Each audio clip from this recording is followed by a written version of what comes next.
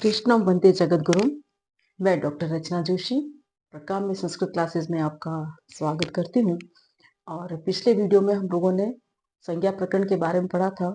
इस वीडियो में मैं कुछ छंद से संबंधित जानकारी आपको देना चाहूंगी कि छंद क्या होते हैं, कौन कौन से होते हैं, इनकी मात्राओं का प्रयोग आप कैसे करते हैं। तो सबसे पहले हम बात करते हैं छंद के विषय में कि छंद क्या होते हैं।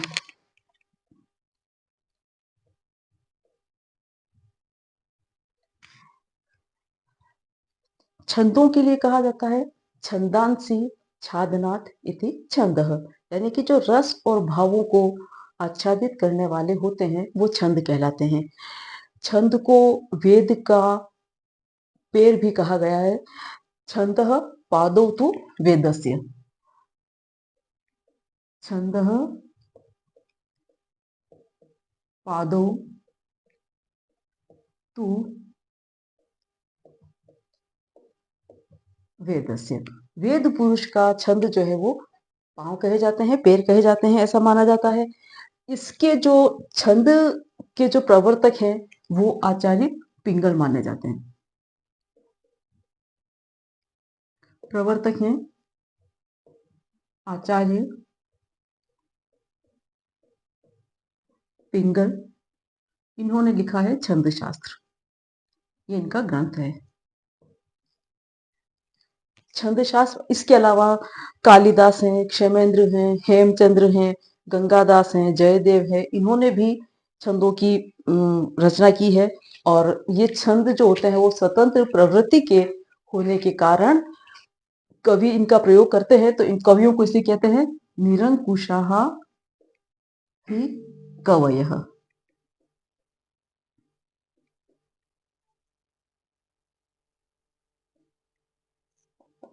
यानी कि कवि जो है वो निरंकुश है। इसका मतलब है कि वो चाहे उस छंद में उस पाद रचना के द्वारा अपनी जो है वो रचना करते हैं।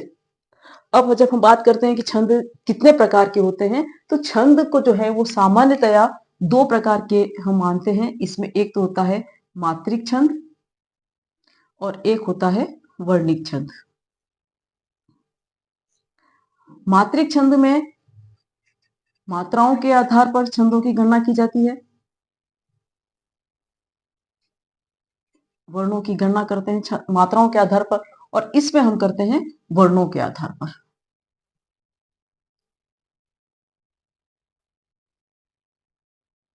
इसमें हम करते हैं वर्णों के आधार पर। मात्रिक में मात्राओं के आधार पर मात्रा जो है वो कौन क्या होती है ये आपको मैं बता चुकी हूँ कि एक मात्रिक, दो मात्रिक, तीन मात्रिक जो होती काल के आधार पर होती है। और वर्ण जो होते हैं इसके बारे में भी मैं परिचय दे चुकी हूँ कि स्वर और व्यंजन के जो चिन्ह है, प्रतीक चिन्ह है, वो उनको हम वर्ण कहते हैं। तो इस प्रकार से ये वर्णिक छंद और मात्रिक छंद दो प्रकार के छंद जो होते हैं वो प्रयोग में लाए जाते हैं।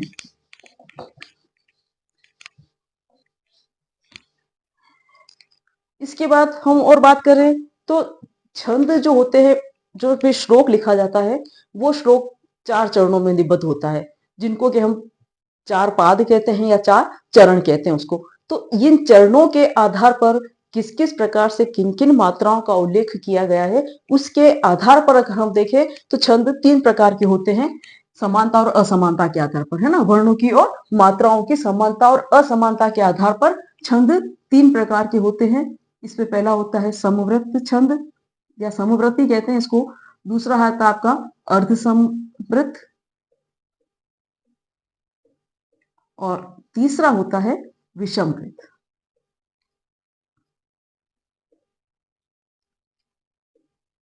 ठीक है। अब इसमें जो हम बात करते हैं कि जैसा कि इसका नाम से स्पष्ट हो रहा है कि सम सम यानी कि चारों चरणों में जो होती है मात्रा है वो समान होती है।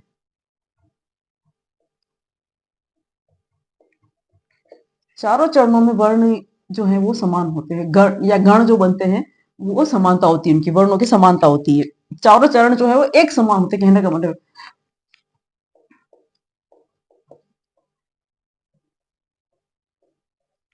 अर्ध समवृत्त में पहला और तीसरा,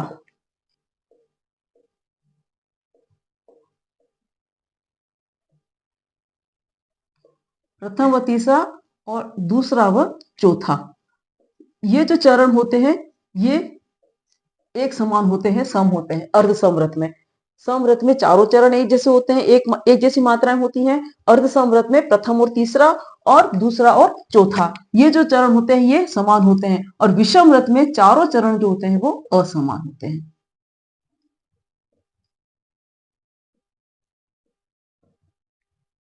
चारों जो चरण होते हैं वो असमान होते हैं। तो ये इस प्रकार से देखा जाए तो समानता और असमानता के आधार पर हम तीन भागों में छंदों को विभक्त करते हैं, समव्रत, अर्ध समव्रत और विषमव्रत। और समय मात्राओं के आधार पर और वर्णों के आधार पर जब छंद का विभाजन किया जाता है तो वो दो प्रकार से होता है, मात्रिक छंद और वर्णिक छंद। यहाँ तक हम छंदों का इस तरह से का परिचय हम ले चुके हैं। अब आगे की जब हम बात करते हैं तो आगे आता है कि वर्ण और मात्रा की जब हम बात कर रहे हैं तो वर्ण और मात्रा को जब हम गिनते हैं तो कैसे गिनते हैं। तो जो ह्रस्व मात्रा होती है या ह्रस्व वर्ण होता है उसके लिए हम छंदों के अंदर लघु शब्द का प्रयोग करते हैं और इसका चिन्ह ये होता है, इसको इस चिन्ह के द्वारा लघु वर्ण को दिखाया जाता है। और दीर्घ जो होता है स्वर उसको हम गुरु कहते हैं छंदों के अंदर, और इसको हम इस चिन्ह के माध्यम से दर्शाते हैं। तो ये होता है लघु, ये होता है गुरु। इसके माध्यम से हम छंदों की मात्राओं को दर्शाते हैं कि कौन सी मात्रा कैसी होती है। और अब जब देखें तो इन मात्राओं का या इन चिन्हों का जब समूह बनता है, तीन तीन का जब समूह बनता है, मान लीजिए ये बना या ये बना, तो ये तीन तीन का जो समूह होता है इनको हम कहते हैं गण। यानी कि तीन वर्णों का जो समूह होता है,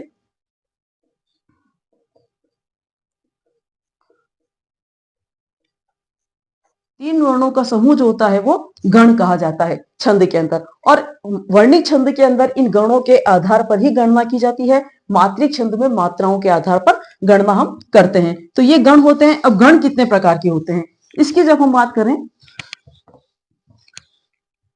तो छंदों के अंदर गण जो होते हैं वो आठ प्रकार के होते हैं।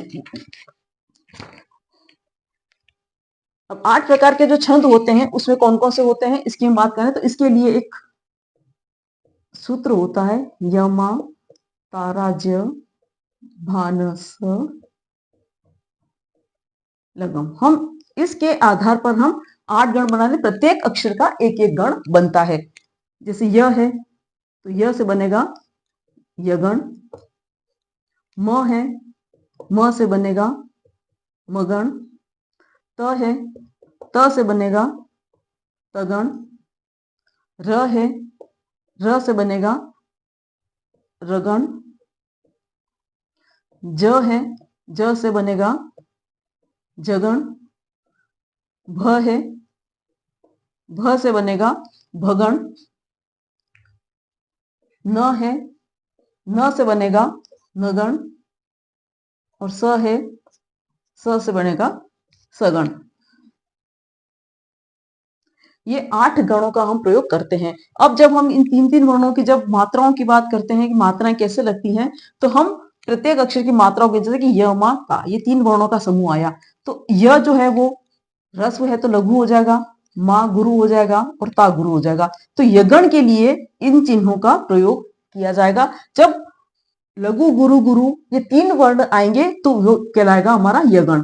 इसी तरह से मगण के लिए जब हम देखेंगे तो मा ता और रा, तो मा ता और रा ये हमारा बनेगा मगण, गुरु गुरु गुरु मगण बना। ताराज में गुरु गुरु लघु, ये ताराज बना। फिर राज भा में दिखेंगे तो गुरु लघु गुरु, ये रगण बना हमारा। फिर जगण देखेंगे तो लघु गुरु लघु, ये जगण बना हमारा ये तीनों से। फिर भगण की बात करेंगे तो भनस भानस गुरु लघु लघु, ये भगण बना हमारा। नगण देखेंगे तो न स और ल, ये तीनों जो है वो लघु लघु लघु, और सगण में आएगा लघु लघु और ये दोनों मिला करके गुरु, ग के साथ में म मिला हुआ है तो ये हमारा बनेगा गुरु। तो इस प्रकार से ये जो होते हैं ये 8 गण होते हैं और इन गणों के आधार पर इनकी गणना की जाती है मात्राओं की, तब जाकर के और हमारा एक छंद हमें पता चलता है कि इसके अंदर कौन से छंद का प्रयोग किया गया है।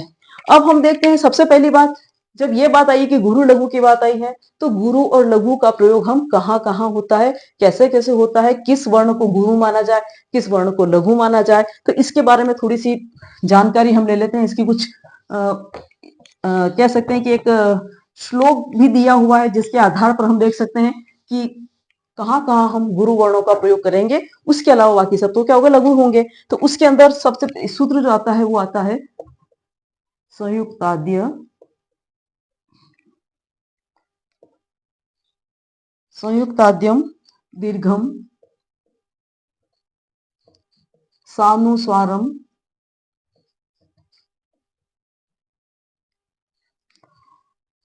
विसर्ग सम्मिश्रमम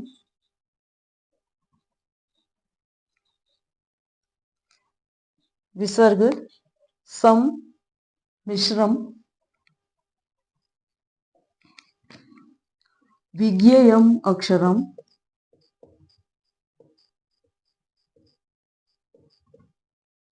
विज्ञेयम अक्षरम गुरु पदांतास्थम पदांतास्थम विकल्पेन। इसके अंदर बता दिया गया है कि कौन कौन से अक्षरों को हम गुरु मानेंगे, और बाकी जो है उसके अलावा जो दूसरे अक्षर होंगे वो सब हमारे क्या हो जाएंगे, लघु हो जाएंगे। तो इसमें सबसे पहले बात करते हैं संयुक्त। संयुक्त अक्षर जो होता है, यानी कि संयुक्त वर्ण से, संयुक्त आद्यम, संयुक्त वर्ण से पहले वाला अक्षर, संयुक्त वर्ण से पूर्व अक्षर जो होता है वो गुरु होता है। ठीक है, कैसे होता है कि जैसे कि विद्या, या मैंने लिखा विद्या, क्योंकि इसमें भी द और य मिला हुआ है। तो ये जो द में य मिला हुआ है, तो ये हमारा क्या हुआ, संयुक्त अक्षर हुआ।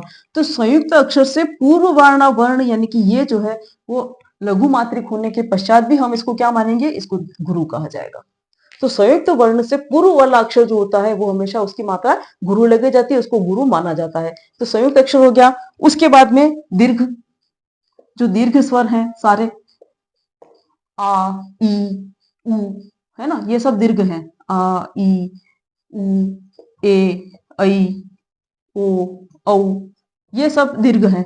तो ये दीर्घ स्वर हैं, दीर्घ स्वर को दीर्घ ही माना जाएगा, इनको भी हम क्या कहेंगे, इसको गुरु माना जाएगा। फिर आता है सानुस्वारम, जो अनुस्वार से युक्त है।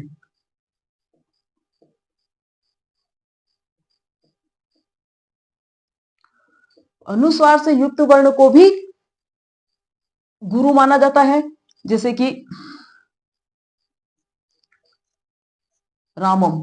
यहाँ पे ये जो म है अनुस्वार युक्त है, तो इसको क्या कहेंगे, इसको भी हम गुरु मानेंगे, क्योंकि ये अनुस्वार से युक्त है, तो ये कहा जाएगा। उसके बाद विसर्ग युक्त शब्द वर्ण,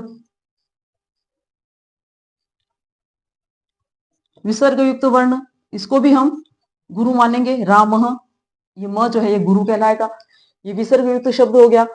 इस प्रकार से,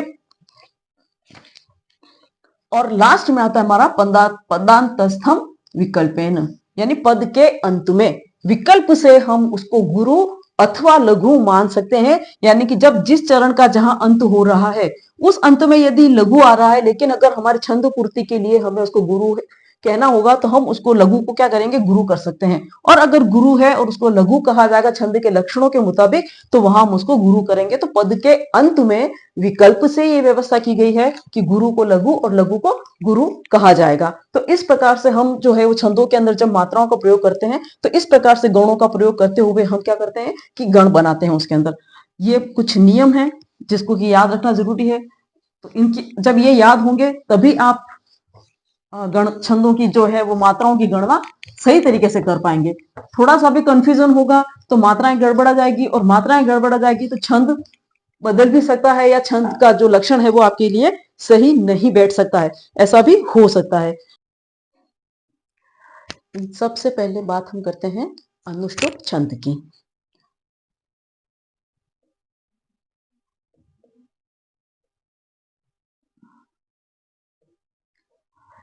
इसका लक्षण है श्लोके षष्ठम गुरु ज्ञेयम सर्वत्र लघु पंचमम द्विचतुष्पादयो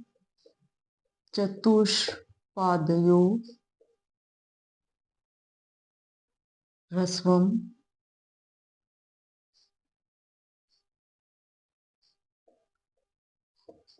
सप्तमम दीर्घम मन्ययोः।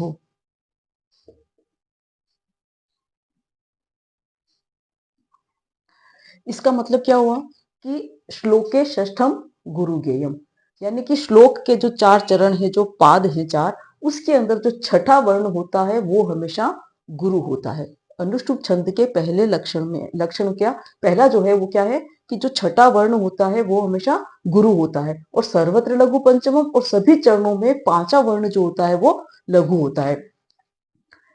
छठा वर्ण गुरु होगा, 5वां वर्ण लघु होता है।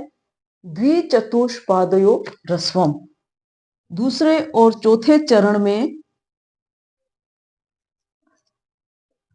7वां जो वर्ण होता है वो होता है ह्रस्व, और पहले और तीसरे चरण में 7वां वर्ण जो होता है वो होता है गुरु। तो ये जो है वो इसका लक्षण है कि श्लोके षष्ठम गुरु ज्ञेयम, श्लोक के पूरे श्लोकों में चारों ही चरणों में छठा वर्ण हमेशा गुरु होता है, 5वां वर्ण हमेशा ही लघु होता है, दूसरे और चौथे चरण में 7वां वर्ण जो होता है वो लघु होता है, और पहले और तीसरे चरण में 7वां वर्ण जो होता है वो गुरु होता है। ये हमारे अनुष्टुप छंद का लक्षण है। अब इसको हम थोड़ा उदाहरण के रूप में देख लेते हैं।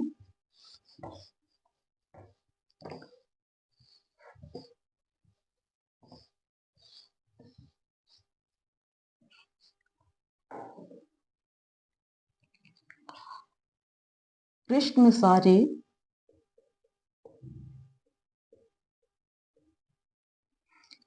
कृष्ण सारे तद्दच्चक्षु स्त्वयि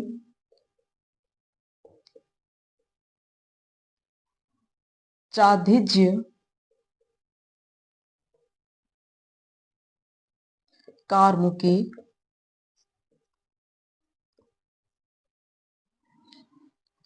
मृगानुसारिणम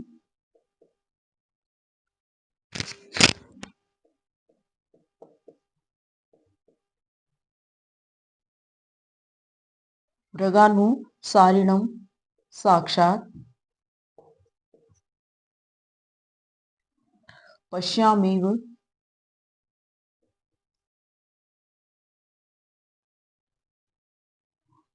पिनाकिनम।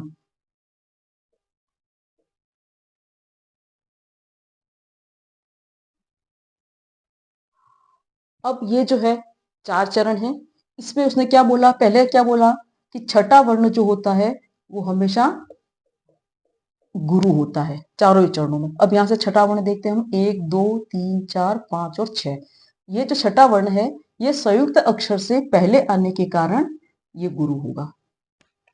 इसी तरह से 1 2 3 4 5 और 6 ये अपने आप में गुरु है, छठा वर्ण। फिर 1 2 3 4 5 6 ये अनुस्वार युक्त होने के कारण ये छठा वर्ण गुरु हो गया हमारा। और 1 2 3 4 5 और 6 ये ना अपने आप में गुरु हो गया। ये छठा वर्ण जो है वो सभी चरणों में क्या होना चाहिए, गुरु होना चाहिए, गुरु वर्ण है। इसी तरह से इसने बोला कि 5वां जो वर्ण होगा हमारा वो लघु होना चाहिए चारों ही चरणों में। अब जस्ट इसके पहले वाला 5वां, ये लघु 5वां वर्ण, यहां से ये जो है ये लघु हो गया, इसमें री जो है वो लघु हो गया, और इसमें पी जो है वो लघु हो गया। ये 5वां वर्ण है, ये लघु हो गया। अब क्या बोलता है वो कि पहले और तीसरे चरण में जो है वो 7वां वर्ण गुरु होता है।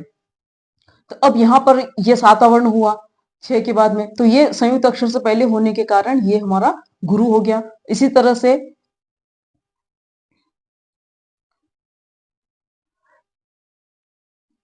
ये जो है तीसरे चरण में, ये साक्षात, ये जो है ये हमारा गुरु हो गया। तो पहले और तीसरे चरण में सातवां जो वर्ण है वो गुरु होता है, और दूसरे और चौथे चरण में जो सातवां वर्ण है वो लघु होता है। ये दूसरा चरण, इसमें ये मुंह आया, ये लघु हो गया, और इसमें ये की है, ये लघु हो गया। ये सातवां वर्ण है, ये पांचवा वर्ण, ये छठा वर्ण, ये सातवां वर्ण, ये पांचवा, ये छठा और ये सातवां। इधर ये पांच, ये छह और ये सात, ये सातवां वर्ण लघु हो गया। और इसी तरह से ये पांच, ये छह और ये सात। ठीक, तो इस लक्षण को जब हम देखते हैं तो हमें मालूम चलता है कि इसके अंदर छठा वर्ण गुरु होना चाहिए, ये गुरु है। सातवां वर्ण पहले और तीसरे चरण में गुरु होगा, दूसरे और चौथे चरण में लघु होगा, ये लघु है। यहाँ पर कुल मिलाकर के ये अनुष्टुप छंद का उदाहरण बनता है। दूसरा छंद जो आता है इसके अंदर वो आता है आर्या।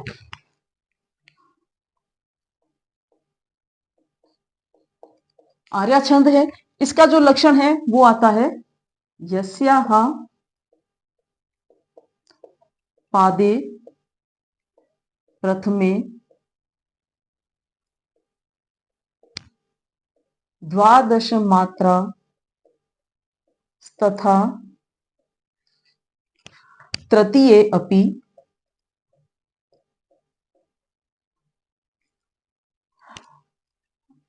अष्टादश द्वितीये चतुर्थ के पंचदश सा आर्या।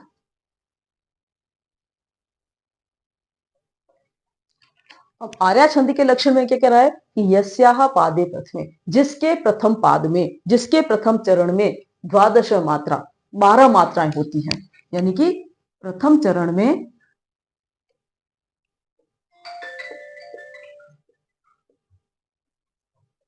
12 मात्राएं होती हैं तथा तृतीय अपि, और तीसरे चरण में भी, यानी कि पहले और तीसरे चरण में 12 मात्राएं होती हैं। इस लक्षण की पहचान। फिर कह रहा है अष्टादश द्वितीय, द्वितीय चरण में 18 मात्राएं,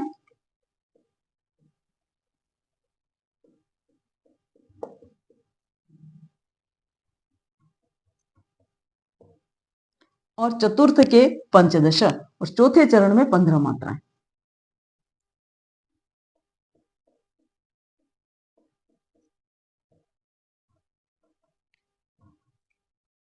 यानी कि जब हम मात्राओं की गणना करते हैं तो जिस श्लोक के पहले और तीसरे चरण में 12-12 मात्राएं होती हैं, दूसरे चरण में 18 मात्राएं होती हैं, और चौथे चरण में 15 मात्राएं होती हैं, वो छंद आर्या छंद कहलाता है।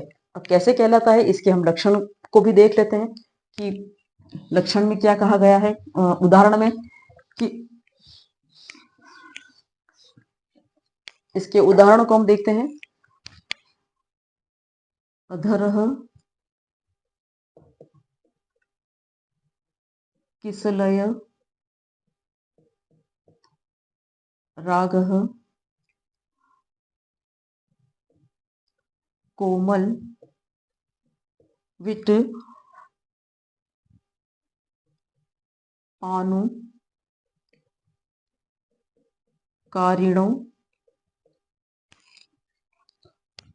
बाहु कुसुममिव कुसुममिव लोभनीयं यौवनमंगेषु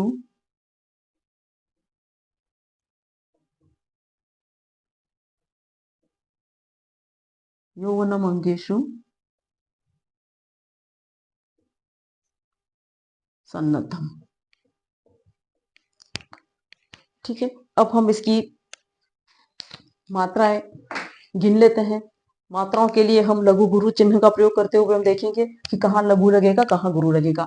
अब जब हम अ की बात करते हैं, ये लघु हो गया, ध लघु हो गया, र विसर्ग युक्त होने से गुरु हुआ।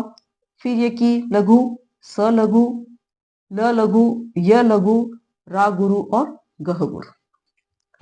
ठीक है, इसकी मात्राएं गिन लेते हैं। लघु की एक मात्रा गिनी जाती है, गुरु की दो मात्राएं गिनी जाती है। तो ये 1 2 3 4 5 6 7 8 9 10 11 और 12। प्रथम चरण में 12 मात्राएं, एक लक्षण हमारा यहाँ पूरा हुआ। दूसरा, को गुरु म ल वी ट पा नु का री णौ बा हु। ठीक है, लघु गुरु के हिसाब से 2 3 4 5 6 7 8 9 10 11 12 13 14 15 16 17 और 18। ये दूसरे चरण में 18 मात्राएं होनी चाहिए। अष्टादश द्वितीय 18 मात्रा हुई। फिर लघु लघु लघु लघु लघु, गुरु लघु गुरु गुरु, क्योंकि ये अनुस्वार युक्त है। 1 2 3 4 5 6 7 8 9 10 11 और 12। तीसरे चरण में भी 12 मात्राएं। और गुरु लघु लघु, अब ये जो है दिखने में लघु है, लेकिन संयुक्त अक्षर से पहले होने के कारण इसको हम गुरु मानेंगे। एक ही मात्रा लगी हुई है, गुरु हो गया, ये पुनः लघु हुआ। ये संयुक्त अक्षर से पहले गुरु, ये संयुक्त अक्षर से पहले गुरु, और ये म अनुस्वार युक्त होने के कारण गुरु। 2 3 4 5 6 7 8 9 10 11 12 13 14 और 15, ये 15 मात्राएं। ठीक है, तो ये जो है पहले और तीसरे चरण में 12 मात्रा होनी चाहिए, दूसरे में 18 होनी चाहिए, तीसरे में 15 होनी चाहिए। तो इस प्रकार की जब मात्राएं होती हैं, जब मात्राओं को हम गिनते हैं, मात्राओं को गिनने के लिए लघु गुरु का प्रयोग होता है। लघु के लिए एक मात्रा गिनी जाती है, गुरु के लिए दो मात्राएं गिनी जाती हैं। गुरु कहाँ कहाँ लगता है ये मैं आपको पहले बता चुकी हूँ, अभी कुछ समय पहले ही बताया मैंने आपको। तो संयुक्त अक्षर से पहले, अनुस्वार से युक्त, विसर्ग युक्त शब्द, है ना। अगर पद के अंत में है, अगर मान लीजिए कि पद के अंत में केवल यही लिखा होता, तो अगर हमें इसको एक मात्रा कम पड़ रही होती तो हम इसको गुरु मान लेते। ये विकल्प से बताया हुआ है। तो इस प्रकार से जो दीर्घ स्वर है, इन सब के साथ में गुरु मात्राओं का प्रयोग होता है। गुरु के लिए हम दो मात्राओं को गिनते हैं। तो इस प्रकार से ये जो मात्राएं जो गिनी जाती हैं, तो ये इससे क्या सिद्ध हो रहा है कि इसके अंदर आर्या छंद निबद्ध है। ये आर्या छंद में ये बना हुआ है ये श्लोक।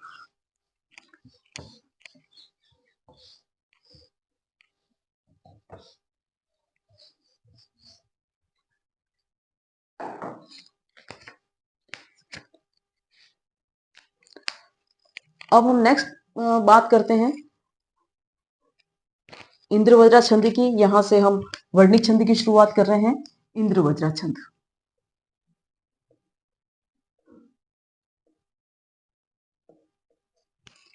इसका लक्षण है स्यादिंद्र वज्रा यदि तौ जगौ गह। अब स्यादि इंद्र वज्रा, तो इंद्र वज्रा वो होता है कि जिसके अंदर दो तगण, जगण और दो गुरु होते हैं। ठीक है, ये तौ जो है वो दो तगण को दिखा रहा है, ये जगण को दिखा रहा है, और ये गौ जो है वो गुरु को दिखा रहा है, दो गुरु को दिखा रहा है। तो जहां पर, यानी कहने का मतलब है कि अब आप इसके अंदर मात्राएं कितनी होती है, इसके अंदर आपको गिनना है, तो आप इस लक्षण को गिन करके भी पता कर सकते हैं कि इस छंद के अंदर कितनी मात्राएं होनी चाहिए। तो 1 2 3 4 5 6 7 8 9 10 और 11, यानी कि 11 वर्ण से ही युक्त होता है।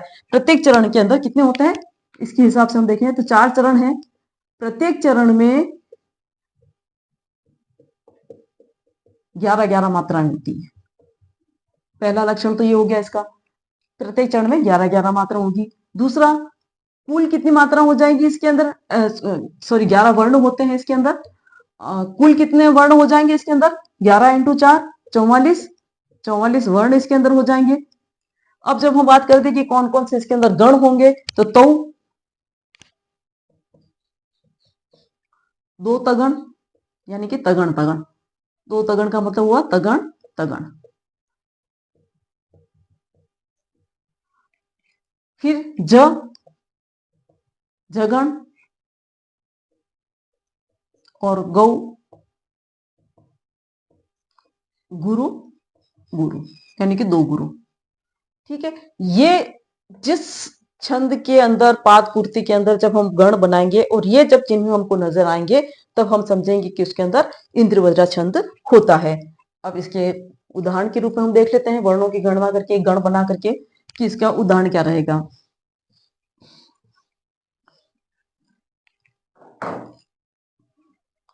इसके उदाहरण में हम देख सकते हैं, क्योंकि ये समव्रत छंद है, चारों ही चरणों में एक जैसी मात्रा लगेगी, तो एक जो शुरुआत कर रहे हैं तो यहाँ पर मैं चारों ही चरणों में आपको मात्रा लगा के दिखाऊंगी, लेकिन आगे वाले जो छंद हम समझेंगे तो उसमें एक चरण से मैं लगा के बताऊंगी, बाकी चरणों में आप अभ्यास के लिए खुद उसको लगाएंगे। तो यहाँ पर जब हम बात कर रहे हैं तो इसका उदाहरण है, अर्थो ही कन्या परकीय एव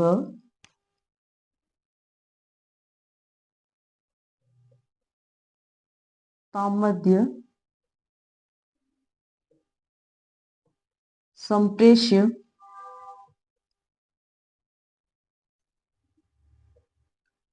परिग्रहीतुः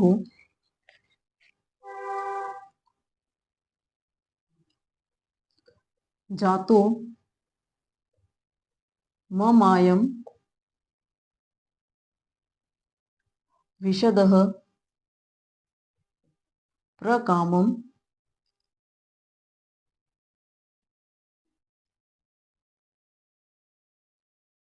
प्रत्यर्पितन्यास इवांत आत्मा। ठीक है, प्रत्यर्पितन्यास इवांतर आत्मा। अब हम क्या करते हैं कि सबसे पहले तो हम, क्योंकि हम जान रहे हैं कि 3 वर्णों का समूह जो है वो गण बनाएगा हमारा, तो हम सबसे पहले तो 3 वर्णों के अंदर हम एक सुविधा की दृष्टि से बना लेते हैं, 3 वर्णों का समूह बना लेते हैं। एक तो ये बना अर्थो ही, दूसरा कन्या प, ये हमारा दूसरा समूह बना, तीसरा रकीय बना, और चौथा हमारा दो गुरु बने। ठीक है, 3 को हम निकाल देते हैं, एक ये बना, एक 3 बना, एक ये बना, और ये 2 ये बने। फिर जातो म एक बना, मायम भी एक बना, शदह प्र एक बना, और कामम एक बना। प्रत्यर्थी तन्यास इवांत और आत्मा, ये 2 बने। अब हम इसके चिन्ह लगाते हैं। सबसे पहले तो तगण, तगण के लिए जो चिन्ह हमारा बनता है, य मा तारा ज, ता रा और ज, है ना, तो गुरु गुरु और लघु, ये है तगण का चिन्ह। जगण का चिन्ह ज भा होता है, गुरु लघु गुरु होता है, वो जगण होता है। ठीक है, इसको शॉर्ट में दिखा रहे हैं मैं, और लघु के लिए तो ये होता ही आपको पता है, गुरु के लिए होता है। अब ये जो चिन्ह है इसका हम प्रयोग कर रहे हैं कि सबसे पहले उसने बोला कि 2 तगण होने चाहिए, तो सबसे पहले हम इसकी बात करेंगे। अ जो है, थो संयुक्त अक्षर से पहले आने के कारण ये गुरु बना, थो अपने आप में गुरु है, और ये लघु बना, यानी कि ये 3 वर्णों का जो समूह बना, ये हमारा क्या बना, तगण बना। इसी तरह से कन्या में क जो है वो गुरु होगा, क्योंकि संयुक्त अक्षर से पहले है, फिर या अपने आप में गुरु है, और फिर ये प, तो ये भी बना हमारा तगण। र लघु है, की गुरु है, यह वापस लघु है, तो ये हमारा बना जगण, और ए अपने आप में गुरु होता है। अब यहां पर ये देखिए आप कि पदांत में जो हमने नियम पढ़ा था कि पदांत के अंदर अगर जरूरत होगी तो विकल्प से हम उसको गुरु मानेंगे, तो वह जो शब्द है इसको हमने गुरु के रूप में इसको स्वीकार किया। तो ये जो है दोनों गुरु गुरु बने हमारे, तो एक चरण में अंदर ये पूरा हुआ कि 2 तगण, 1 जगण और 2 गुरु, ये जो आए। इसी तरह से इसके अंदर हम देखें तो ता दिया जो है, इसके पहले संयुक्त अक्षर होने से म गुरु बना, और ये हमारा तगण बना। ये अनुस्वार युक्त सम, प्रे अपने आप में है और संयुक्त अक्षर से पहले भी है, और ये हमारा बना तगण। प ये ग्रह संयुक्त अक्षर है, इसके पहले ये र लघु होने पर भी गुरु हुआ, ये ग्रह, ये हमारा बना जगण, और ये ही और ये तू गुरु गुरु, ये दोनों गुरु गुरु बने। इसी तरह से ये गुरु, ये गुरु, ये लघु, ये हमारा तगण बना। ये गुरु, ये गुरु, ये लघु, ये हमारा तगण बना। ये लघु, ये गुरु, ये लघु, ये हमारा जगण बना और ये गुरु गुरु बने, ये दो गुरु गुरु बन गए। इसी तरह से ये गुरु, ये फिर से संयुक्त अक्षर से पहले अक्षर, और ये तगण, ये संयुक्त अक्षर से पहले गुरु, ये लघु, ये तगण, ये लघु, ये गुरु, ये लघु, ये जगण, और ये राग और त्वा। ये जो है यानी कि हर जगह दो तगण, एक जगण और दो गुरु, ये हमें नजर आ रहे हैं इसमें। तो इस प्रकार का जब लक्षण हम कहीं देखते हैं, 11-11 वर्ण है सभी में, और इस प्रकार का जब लक्षण देखा जाता है, हम देखते हैं तो इसके अंदर कौन सा छंद होता है, इंद्र वज्रा छंद ये कहलाता है। इंद्र वज्रा छंद का ये लक्षण होता है, साधिंद्र वज्रा यदि तो जगोगा, यदि दो तगण जगण दो गुरु होते हैं तो वह इंद्र वज्रा छंद स्यात् होता है, होना चाहिए। ठीक है, तो ये हमारा इंद्र वज्रा छंद कहलाता है। अब हम नेक्स्ट छंद की बात करते हैं।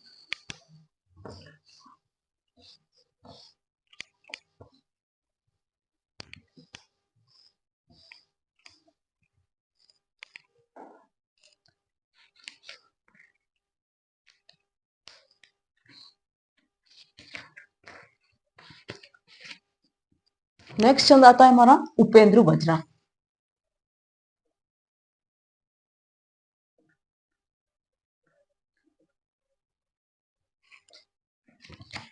उपेंद्र वज्रा इंद्र वज्रा के जैसा ही है ये भी लगभग। इसका लक्षण जो है वो है उपेंद्र वज्रा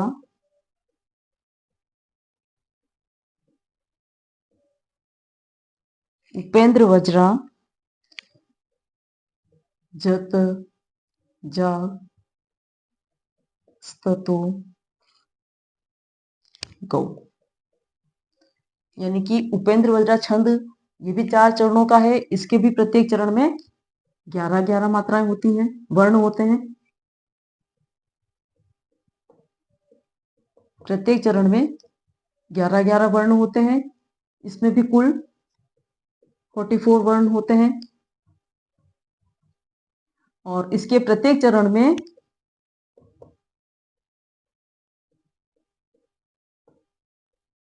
क्रमशः ज त ज, जगण तगण और जगण, जगण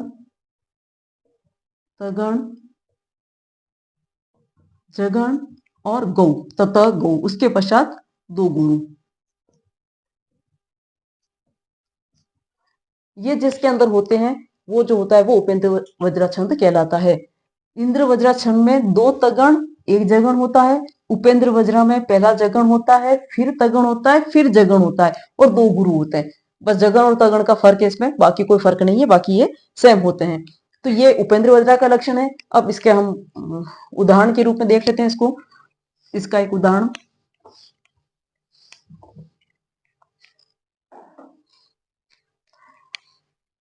इसके उदाहरण में देखिए आप, त्वमेव माता च पिता त्वमेव।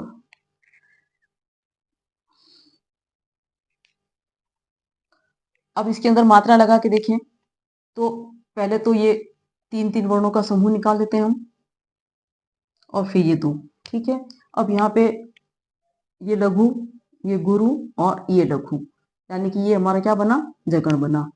ये गुरु, ये गुरु, ये लघु, ये हमारा बना तगण।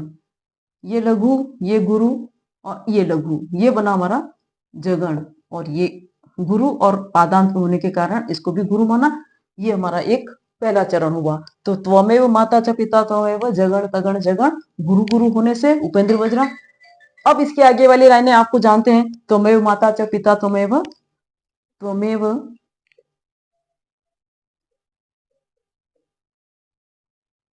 बंधुश्च सखा, त्वमेव त्वमेव विद्या,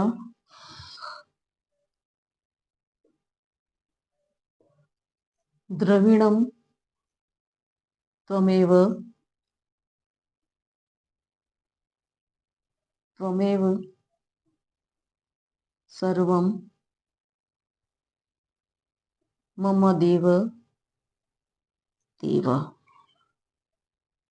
ठीक है,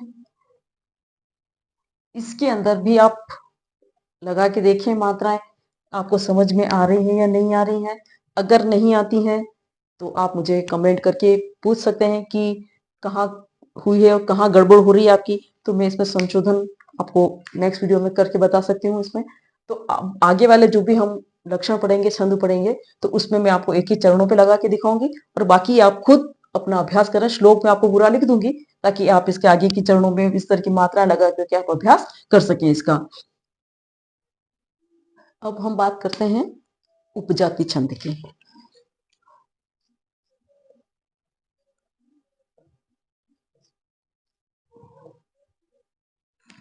उपजाति छंद का लक्षण है अनंत, रोदी, ऋत लक्ष्म, भाजौ, पादो, यदि यावु, पजात, यस्ता।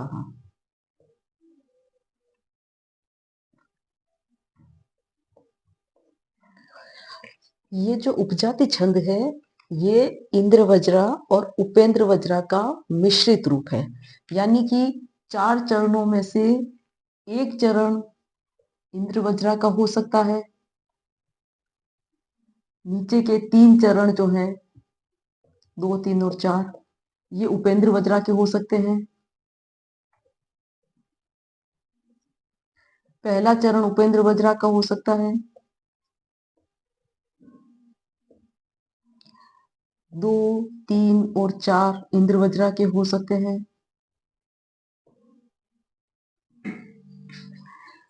2 चरण इंद्र वज्रा के हो सकते हैं, 2 चरण उपेंद्र वज्रा के हो सकते हैं।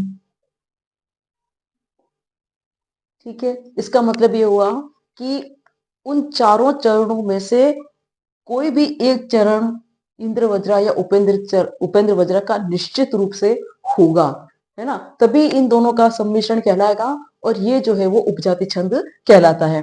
तो एक तो ये बात होगी इसकी। दूसरी बात इसकी जब करते हैं हम, तो ये जो छंद है इस छंद के अंदर भी चूंकि इंद्र वज्रा के भी 11 वर्ण है और उपेंद्र वज्रा में भी 11 वर्ण है, तो इसके भी प्रत्येक चरण में कितने कितने वर्ण होंगे, 11 वर्ण होंगे।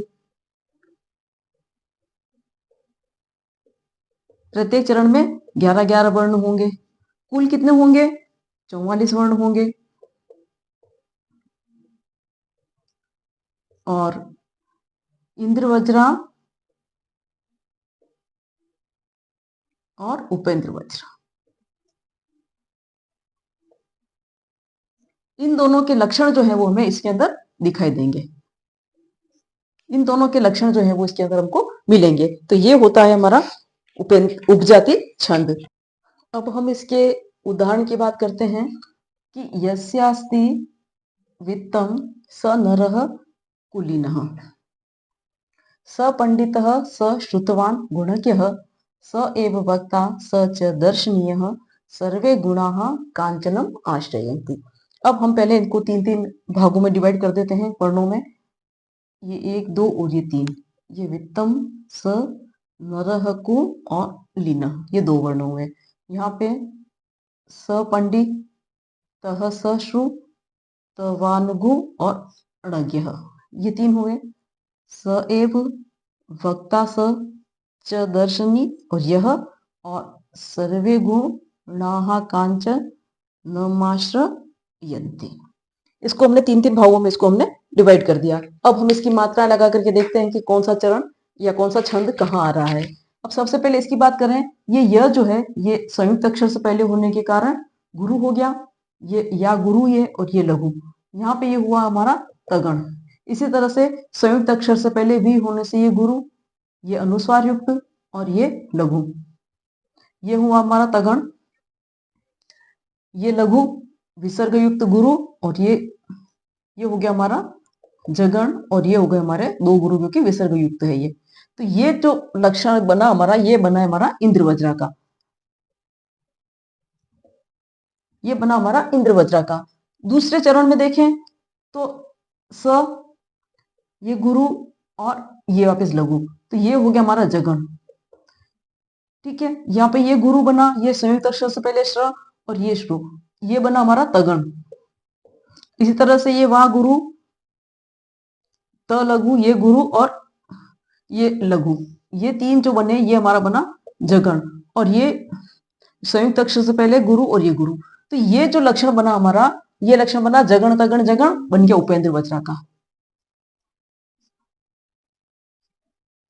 अब इन दोनों चरणों को देखकर ही पता चल रहा है कि एक चरण इंद्र वज्रा का है कि उपेंद्र वज्रा का है, तो अपने आप से मालूम चल रहा है कि दोनों का जब सम्मिश्रण हो रहा है तो ये उपजाति छंद है। अब आगे वाले में चाहे वो दोनों चरण इंद्र वज्रा के हों, या दोनों ही चरण उपेंद्र वज्रा के हों, या एक चरण इंद्र वज्रा का हो, एक चरण उपेंद्र वज्रा का हो, या एक चरण उपेंद्र वज्रा का हो, एक चरण इंद्र वज्रा का हो, है ना। लेकिन होना क्या चाहिए कि इनमें एक कोई ना कोई पंक्ति किसी न किसी इन दोनों में से एक छंद की होनी चाहिए, चाहे वो इंद्र वज्रा की हो, चाहे वो उपेंद्र वज्रा की हो। अब यहाँ पर आप नॉर्मली हम देख सकते हैं इसको कि स है, ये लघु लग रहा है, ए है ऑलरेडी गुरु होता है हमारा, ये वह वापिस लघु हो गया, तो ये जगण वाला ही बनेगा, उपेंद्र वज्रा का ही बनेगा, हम पहचान सकते हैं। ये वह के बाद ये देखिए ये गुरु आ रहा है, ये गुरु है, ये लघु हो गया, ये फिर से तगण बन गया हमारा, और ये लघु हो गया, ये गुरु हो गया, ये वापस लघु हो गया, ये फिर जगण हो गया।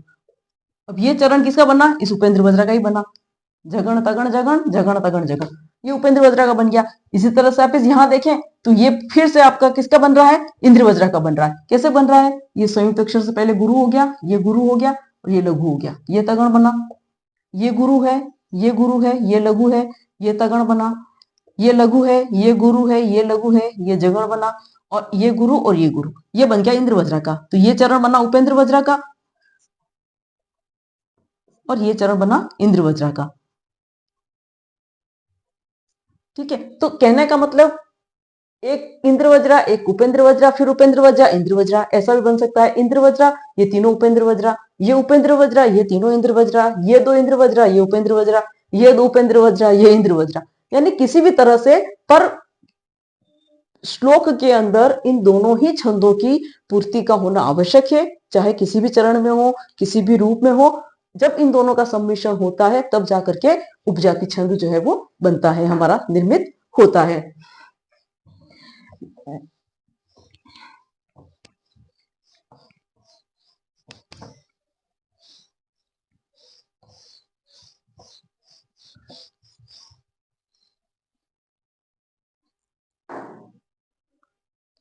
आज की वीडियो में हमने 5 छंदों के बारे में पढ़ा है, और नेक्स्ट जो भी वीडियो आएगा उसमें जो शेष छंद हैं उसके बारे में आपको और समझाऊंगी। इस छंद का जो वीडियो आ रहा है इसमें अगर आपको कोई चीज समझ में ना आ रही हो तो आप मुझे कमेंट करके पूछ सकते हैं, और अच्छा लग रहा हो तो आप और अच्छे कमेंट करें, आप अपने दोस्तों के साथ शेयर करें, इसको सब्सक्राइब करें, लाइक करें इसको, और मुझे प्रोत्साहन दें, अच्छा लगेगा मुझे भी। और आगे के नए वीडियो के लिए आप तैयार रहें। धन्यवाद।